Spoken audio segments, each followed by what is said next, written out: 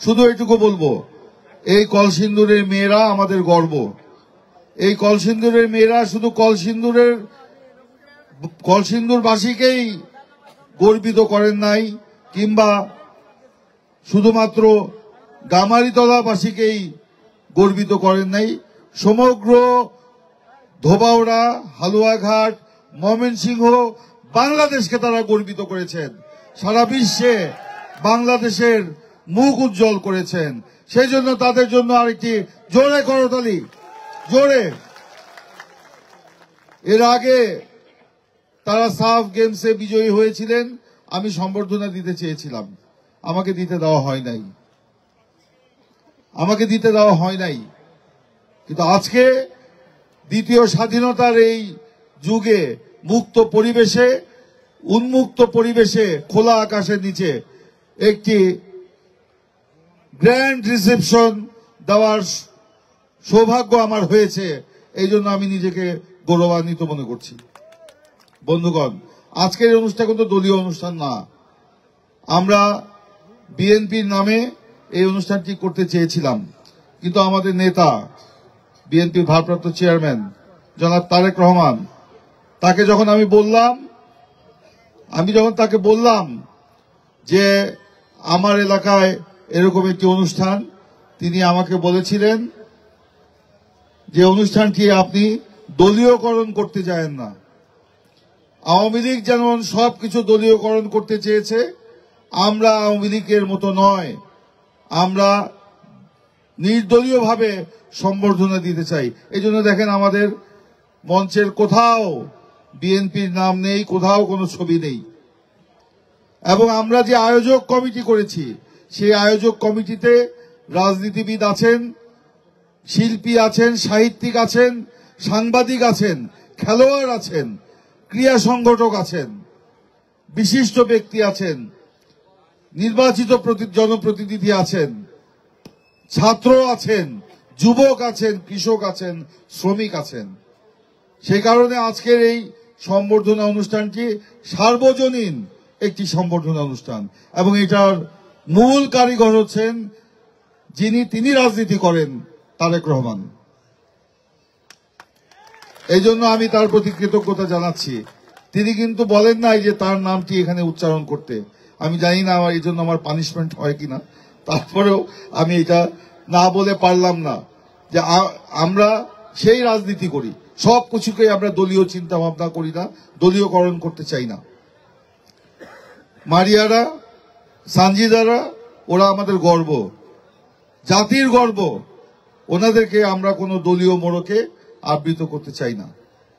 এর আগে আমি সম্বর্ধনা দিতে চেয়েছিলাম, আমাকে দিতে দেওয়া হয়নি, কারণ আমি বিএনপি করি। কিন্তু আজকে আল্লাহর কি বিচার দেখেন, আমরা আজকে মুক্ত পরিবেশে তাদেরকে আমরা সম্বর্ধনা দিচ্ছি। তাদের অনেক সমস্যা আমি জানি। এর আগে তাদের স্কুলে আমি গিয়েছি, তাদের সাথে কথা বলেছি, তাদের শিক্ষকদের সাথে কথা বলেছি, বিভিন্নভাবে সহযোগিতা যতটুকু আমার প্রয়োজন, জার্সি একবার দিয়েছি, আরো অনেক কিছু। ঢাকায় যেতে পারে না, আমরা সেইগুলো করছি। আমি এগুলো বলতে চাই না, এদের সমস্যাগুলো সমাধান আমাদেরকে করতে হবে। এই যে তাদের সুপ্ত প্রতিভার বিকাশ, সেটা আমাদের ঘটাতে হবে। এখানে আমিনুল ভাই বলেছেন, ইশাকও বলেছেন, আমি দায়িত্ব নিলাম, তাদের যে সমস্যাগুলো আছে আমার সর্বোচ্চটা দিয়ে চেষ্টা করব তাদের সেগুলো সমাধান করার জন্য। এখানে সানজিদা বলেছেন যে তার একটি বিষয় যে রাস্তা, অবশ্যই আমরা এত উন্নয়নের গল্প শুনেছি গত 15 বছর, শুনতে শুনতে আমাদের কান ঝালাপালা হয়ে গেছে, কিন্তু রাস্তাঘাট কোথায় কি অবস্থা। সানজিদা বলেছেন, আমি সানজিদাকে এবং তার বাহিনীকে আশ্বস্ত করতে চাই যে ইনশাল্লাহ ক্ষমতায় থাকি বা না থাকি, যাই বা না যাই, এই রাস্তা ইনশাল্লাহ হবে। আমরা আজকে এই মাঠ থেকে, এই আয়োজন থেকে আমরা কর্তৃপক্ষের কাছে দাবি জানাচ্ছি যে এই রাস্তাটি অবিলম্বে সংস্কার করে দেওয়া হোক, এবং আমি যাব কর্তৃপক্ষের কাছে এই রাস্তাটি করার জন্য। সানজিদাদের স্মরণ আছে নিশ্চয়ই, এই যে এখানে একটি ব্রিজ ছিল, ঝগড়াকালী ব্রিজ, সেটা কিন্তু আমার নেত্রী বেগম খালেদা জিয়া করে দিয়েছিলেন, মনে আছে আপনাদের? আমরা উন্নয়নের রাজনীতি করি, কিন্তু উন্নয়ন নিয়ে রাজনীতি করি না, সেটা মনে রাখবেন। ইনশাল্লাহ খেলাধুলাকেও আমরা রাজনীতির ঊর্ধ্বে রাখবো, এই আত্মবিশ্বাস আমাদের আছে, প্রত্যয় আমাদের আছে। আমাদের উপর বিশ্বাস রাখতে পারেন। আমরা খেলাধুলাকে দলীয়করণ করব না, রাজনীতিকরণ করব না। তারা আমাদের জাতির গর্ব, আমাদের দেশের গর্ব, তাদেরকে সেই প্রাপ্য সম্মান আমরা দিব। দুঃখ লাগে, এই মারিয়াদের সাথে সাবিনা ছিল, আমি একটু আগে বললাম তাবিদ আওয়ালের সাথে কথা বলার প্রসঙ্গে। সাবিনা খুব ভালো একজন খেলোয়াড় ছিল।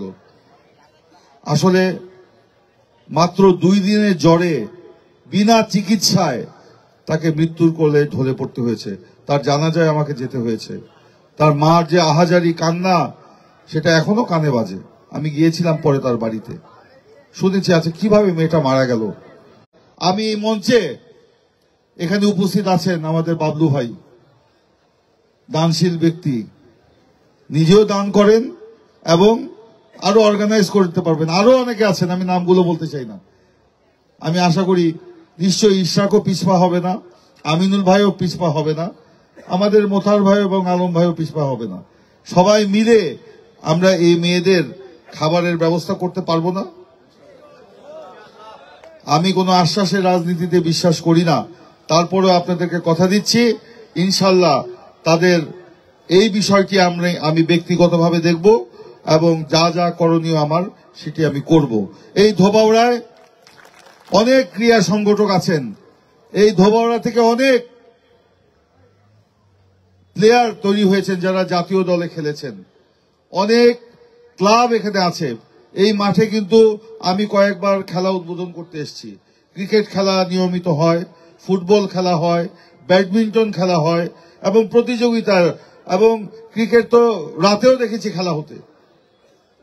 আমি বলতে চাই এই ক্রীড়া ক্লাবগুলোকে সংগঠিত করে আমরা এই ধোবাউড়ায় একটি ক্রীড়া পল্লী গড়ে তুলতে পারি কিনা সেটা আমি দেখব। ইনশাল্লাহ আপনারা যদি দোয়া করেন আর আল্লাহ যদি আমাকে সেই তৌফিক দেন, অবশ্যই আমরা সেই জিনিসটা দেখব এবং এখান থেকে শুধু মেয়ে নয়, ছেলে খেলোয়াড়ও যেন বের হয় সেই জন্য আমরা দেখব।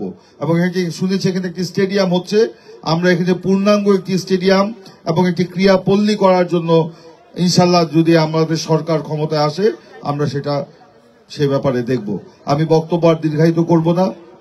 আজকের এই আয়োজনে আমাদেরকে অনেকে সহযোগিতা করেছেন প্রকাশ্যে এবং নেপথ্যে, তাদের সকলকে আমি কৃতজ্ঞতা জানাচ্ছি।